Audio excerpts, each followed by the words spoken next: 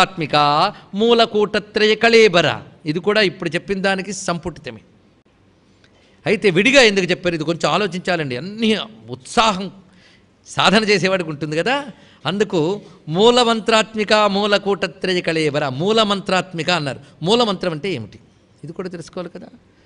అమ్మవారి మంత్రమే మూలమంత్రం. ఏ దేవతను ఉపాసించేటప్పుడు ప్రధానంగా మంత్రం ఒకటి ఉంటుందండి.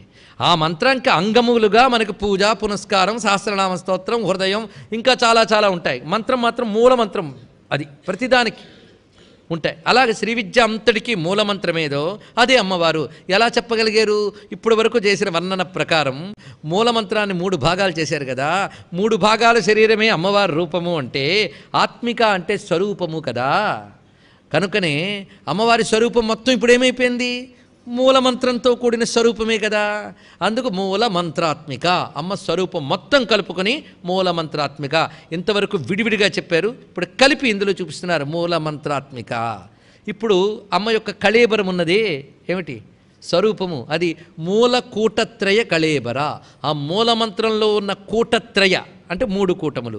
మూలమంత్రములో ఉన్న 3 కూటములతో కూడిన కళేబరము అనగా విగ్రహము. ఇది అర్థం. ఎందుకంటే ఇలా చెప్పారు.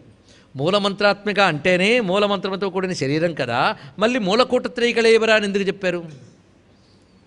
అంటే మూలమంత్రమే అమ్మ యొక్క రూపము. అది మొదటి నామానికి అర్థం.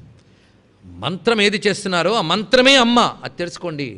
సాధారణ మంత్రం చేసేటప్పుడు ఏమనుకుంటారంటే ఈ మంత్రము ద్వారా దేవతను ఉపాసిస్తున్నామని. కాదు, మంత్రమే అమ్మవారు. ఇది తెలుసుకోవాల్సింది. ఎప్పుడైనా కూడా దేవతలంటే ఏమిటో కాదు, మంత్రమే దేవత. దేవతలు ఎక్కడో ఉన్నవాళ్ళు కారు, ఎక్కడా లేనివారు కారు. ఇది తెలుసుకోవాల్సింది. దేవత ఎలా వస్తుంది? రామమంత్రం చేశాడు. రామమంత్రం చేసిన వాడికి రాముడు దేవత. ఎలా వచ్చింది?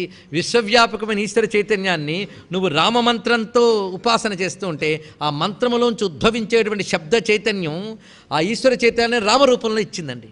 ఇది ఎలాగో అంటే నూతిలో నీళ్లున్నాయి. ఒకడు బిందుకి తాడు కట్టి నీళ్లు తోడాడు, ఒకడు ఒక బకెట్కి తాడు కట్టి నీళ్లు తోడాడు. ఆ బకెట్ చతురస్రంలో ఉందనుకోండి, నూతి నీళ్లు చతురస్రాకారంలో వస్తాయి. గుండ్రంగా ఉందనుకోండి, నూతి నీళ్లు గుండ్రనాకారంగా వస్తాయి. అలాగే ఈశ్వర చైతన్యం ఒక్కటే. నువ్వు రామమంత్రం అనేటువంటి బకెట్తో తోడితే ఆ చైతన్యం ఆ ఆకారంలో వస్తుంది. అలాగే శివమంత్రంతో చేస్తే ఆ చైతన్యం ఆ రూపంతో వస్తుంది. అమ్మ మంత్రంతో చేస్తే ఆ రూపంతో వస్తుంది. కానీ దేవత ఎవరికి, ఎవడు ఏ మంత్రం ఉపాసిస్తున్నాడో వాడికి ఆ మంత్రం దేవతగా ఉంటుంది. అసలు దేవతలంటే ఏమిటో కూడా తెలియని స్థితిలో మనం నిద్రపోతున్నామండి ఆఖరికి. మరి ఏం మిగిలాయంటే కథలు కాలక్షేపాలే మిగిలే ఆఖరికి. ఇది తెలియక అన్ని మతములు ఒక్కటే అంటారు. ఎప్పుడూ కాదండి. హిందూ మతం లాంటి మతం మరొకటి లేదు. ఇది ఒక్కటే.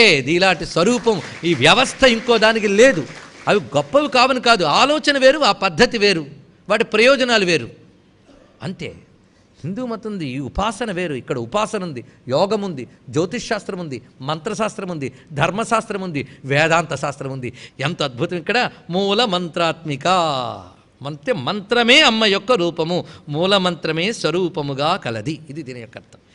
ఆ స్వరూపానికి రూపానికి ఏం భేదం లేదు. అందుకే మంత్రం చేసేటప్పటికీ విగ్రహానికి భేదం లేదు. మూలకూటత్రయ కళేబర. పైన చెప్పిన 3 కూటములు అమ్మవారి కళేబర.